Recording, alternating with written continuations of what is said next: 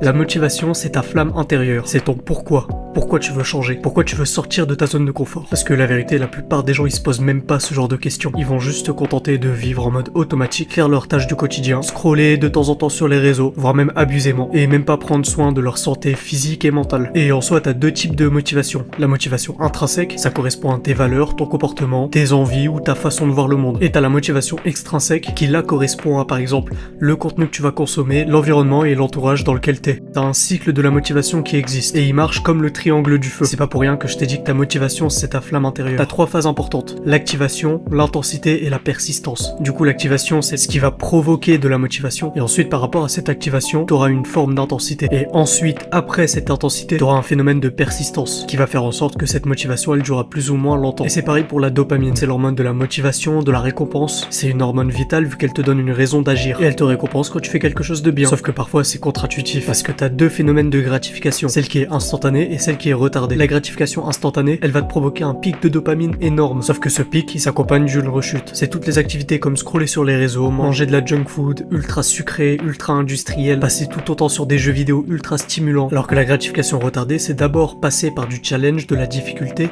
ou quelque chose d'inconfortable avant de recevoir la récompense. Ça peut être le fait de faire du sport, lire un livre, méditer, passer du temps hors de la stimulation de ton téléphone ou des écrans. Et au final, cette dopamine, elle sera pas ressentie comme un pic, mais plutôt comme une augmentation graduelle. Et sur le long terme, tu te sentiras mieux. Et ces deux phénomènes de gratification instantanée et retardée, ça permet de mieux comprendre pourquoi la blinde de gens aujourd'hui se sentent démotivés, dépressifs et ne trouvent pas de sens à leur vie. La raison, c'est qu'ils ont une mauvaise gestion de la dopamine.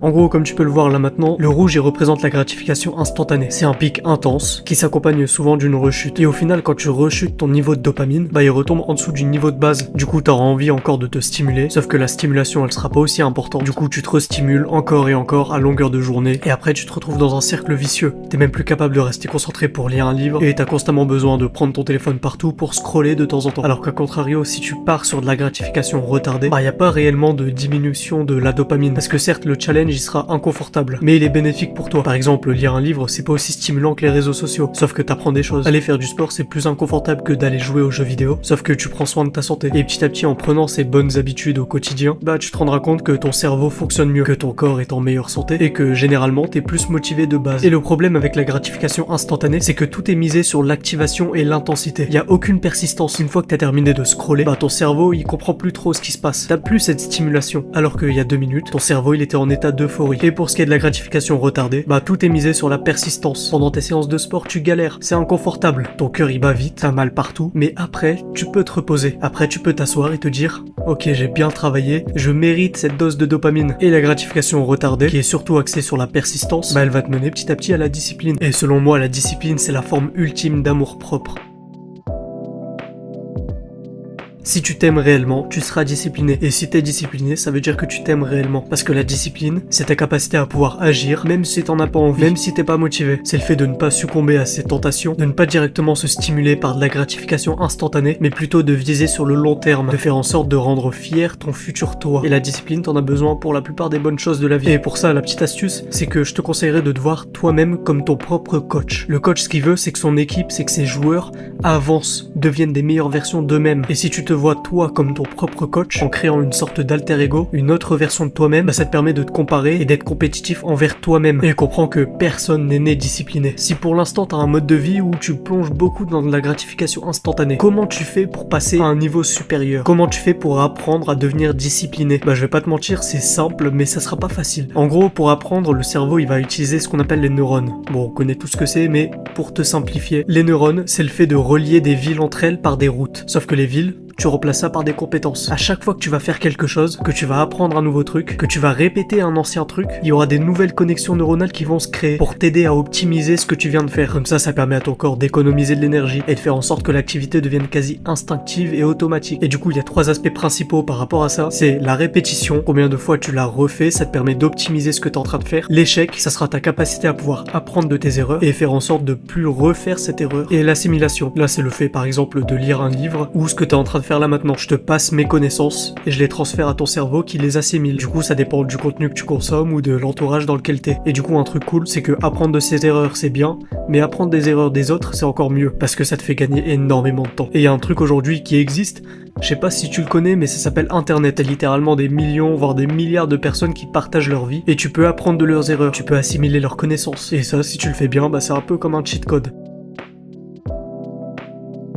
Ce qui est vrai aujourd'hui, c'est qu'on sous-estime la charge mentale qui pèse sur nous. Tout au long de la journée, t'auras la blinde de questionnements, de problèmes, de choix à faire. Et la plupart du temps, au lieu de résoudre ces questionnements, on essaye de les retarder, de cacher la poussière sous le meuble. La raison, c'est parce que pour entendre notre voix intérieure, bah il faut pas se stimuler. Il faut prendre un moment pour ne plus recevoir d'informations ou de stimuli extérieurs. Et ça aujourd'hui, c'est pratiquement impossible. C'était quand la dernière fois où tu t'es casé devant le mur avec rien à faire et juste un stylo et une feuille, sans aller scroller sur les réseaux, sans mettre de la musique dans tes oreilles, juste toi et tes pensées. Et ouais, c'est un truc chiant, c'est pas stimulant, c'est un peu bateau comme conseil, mais c'est réel. Parce que ce moment, ça va te permettre de t'écouter réellement au plus profond de toi. La plupart des informations qui circulent dans ta tête, elles viennent pas forcément de toi. C'est des informations de la part de ton entourage, du contenu que tu consommes, des médias, de l'école, de la société, de tes parents. Et rares sont les moments où on se dit, est-ce que cette information elle m'est vraiment bénéfique, ou est-ce que c'est juste en quelque sorte du bourrage de crâne? Et il faut que tu prennes un moment pour réellement savoir t'es qui. Et de toute façon, le monde, on le voit pas tel qu'il est. Pour que tu comprennes, imaginons que ça, c'est le monde tel qu'il est réellement. Ensuite, ça, c'est ce qu'on est capable de voir. Et ensuite, ça, c'est ce que tu t'autorises réellement à percevoir le monde. Ta vision, elle est biaisée par ta capacité à pouvoir accepter les informations, par le faussement de tes émotions et toutes sortes de choses qui t'empêchent de constater la beauté de ce monde. Et du coup, disons-le, ton cerveau, il a énormément de failles. Et l'une des problématiques les plus importantes qu'on a aujourd'hui, c'est qu'on surconsomme et on se surstimule. Les réseaux sociaux, ils ont pris une place prépondérante dans nos vies et le pire, c'est les formats courts. Le scroll de TikTok, Instagram Reels et YouTube Shorts. Certes, c'est stimulant, tu peux voir la blinde de choses. C'est pas la fin du monde si t'en consommes de temps en temps. Sauf que c'est un piège. Tu vas regarder 2-3 vidéos et tu perds 2 heures. C'est ultra paradoxal, sachant que c'est des contenus courts. Donc tu vois pas le temps passer. Et notre cerveau, il est fait pour réfléchir, créer, imaginer. Sauf que à tout le temps consommer, à tout le temps recevoir de l'information, bah tu lui laisses pas la possibilité de faire ce pourquoi il est fait. Notre concentration est en chute rapide. La santé mentale des jeunes aujourd'hui, c'est catastrophique. Et on a toute une nouvelle génération aujourd'hui qui sont nés avec TikTok et avec des téléphones entre les mains. Et ça, c'est une problématique réelle. Parce que si on n'agit pas maintenant et qu'on propage pas ce type d'informations, bah comment tu veux qu'ils se réveillent? Et là, je m'adresse surtout à ceux qui veulent bosser, ceux qui veulent se lancer dans l'entrepreneuriat ou qui s'intéressent de près ou de loin à ce thème. Bah la loi de Pareto, elle est ultra importante à comprendre. Elle te dit que 80% des actions que tu fais ne produisent qu'en réalité 20% des résultats. Et à l'inverse, 20% des actions que tu fais peuvent provoquer 80% des résultats. Les 20% productifs à haut rendement, c'est bizarrement souvent ces tâches qu'on procrastine. Tu peux te bourrer le crâne en essayant de t'auto-convaincre que t'es productif, alors qu'en réalité t'es juste en train de procrastiner. Du coup, c'est important de te questionner. Il faut que tu identifies ta zone de génie et quelles sont les tâches à haut rendement que tu peux faire à partir de maintenant. Et une fois que tu auras commencé à agir, tu vas te rendre compte d'un truc. On appelle ça l'effet Dunning-Kruger. La relation entre la confiance et la compétence, entre combien tu penses en savoir et combien t'en sais réellement, elle est disproportionnée. Au début, le moindre truc que tu vas apprendre, bah tu vas te sentir comme le roi du monde, comme le Einstein de notre génération. Et bizarrement, tu vas pas apprendre grand chose, mais tu vas très vite prendre en confiance. Tu vas atteindre ce qu'on appelle le monde de l'ignorance. Tu crois connaître tout sur tout, alors qu'en vrai, t'es quelqu'un de banal. Et du coup, tu vas continuer à apprendre, et tu vas te rendre compte que tu connais pas tant de choses que ça. Ta confiance, elle commence à baisser. Et plus t'apprends, moins t'as l'impression d'en connaître. Et ce qui est bizarre, c'est que t'as augmenté tes connaissances, t'as augmenté tes compétences, mais pourtant tu te sens pas très bien. T'as l'impression de connaître rien du tout au final. Et t'arrives dans ce qu'on appelle la vallée de l'humilité. Et ça, c'est une période difficile pour en sortir. Parce que tu te dis à quoi bon? Si tu continues à en apprendre plus, tu vas juste te rendre compte de tout ce que tu sais pas encore. Sauf que non, il faut que tu continues. Et puis petit à petit, tu vas te rendre compte qu'au final, c'est pas si mal. Certes, tu connais pas tout sur tout, mais t'es pas censé connaître tout sur tout. Contente-toi juste d'apprendre, d'agir, de t'améliorer, et au fur et à mesure que le temps passe, bah t'as de plus en plus confiance en toi. Et t'as raison de l'être, à ce que tu t'y connais mieux. Et t'arrives à ce qu'on appelle le plateau de la consolidation. Tu sais que tu connais pas tout sur tout, mais généralement t'es quelqu'un d'assez expert dans le milieu. Par rapport à ça, j'ai envie de te parler aussi du perfectionnisme. Et je suis bien placé pour en parler parce que je suis un putain de perfectionniste. T'as juste qu'à regarder mes vidéos en arrière. En fait, à force de vouloir trop bien faire, j'ai finalement pas fait grand chose. Et une claque que je me suis infligée à moi-même, c'est que je me suis rendu compte que j'ai pris le perfectionnisme comme une excuse pour juste procrastiner.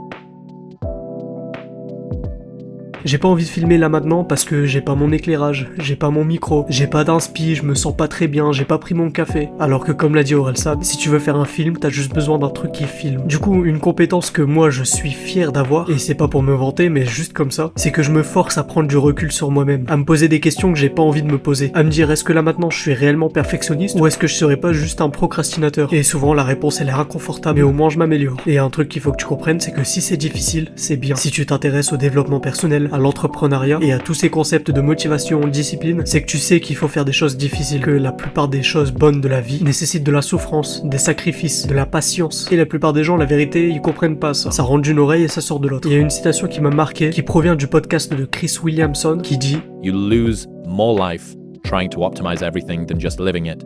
The stress of trying to be perfect is killing you more quickly than your imperfections. Pour récapituler, la motivation c'est cool, mais au bout d'un moment ça s'épuise. Et c'est là où tu dois miser sur la discipline. Du coup, pour t'aider à faire ça, passe de gratification instantanée à retardée. Ça arrive à tout le monde de procrastiner et de retomber dans de mauvaises habitudes. Mais il faut toujours que t'ailles de l'avant. Toutes les bonnes choses prennent du temps, elles sont difficiles à avoir. Et si tu te rends compte que t'es plus compétent, mais que t'as l'impression de rien connaître, c'est peut-être juste l'effet Dunning-Kruger qui s'applique à toi. Si mon contenu t'intéresse, n'hésite pas à t'abonner et à me lâcher un petit commentaire. C'est un grand plaisir de faire cette vidéo. Et d'ailleurs, viens me suivre sur Insta pour suivre l'évolution du club des entrepreneurs. Reste discipliné et deviens une force positive pour le monde. Salut.